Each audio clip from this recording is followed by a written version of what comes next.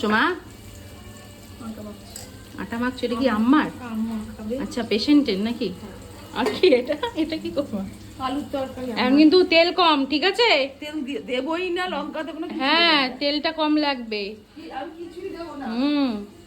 তোমাকেও তেল কম খেতে হবে। তো আমি দেখো আম্মার ওষুধপত্র দিতে এসেছিলাম, মাকে সব বুঝিয়ে দিয়ে গেলাম, আর এসে গ্রিন টি খেলাম, খেয়ে এইবার হচ্ছে কি করছি, ব্রেড উপমা।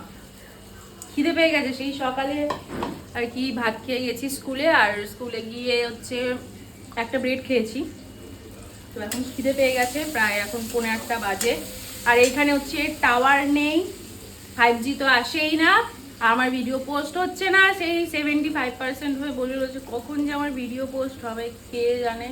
বাড়িও যেতে পারছি না, এই যে খাই আগে খেয়ে যাই।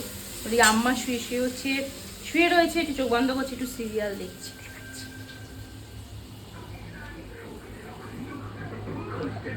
আম্মা সিরিয়াল দেখছো?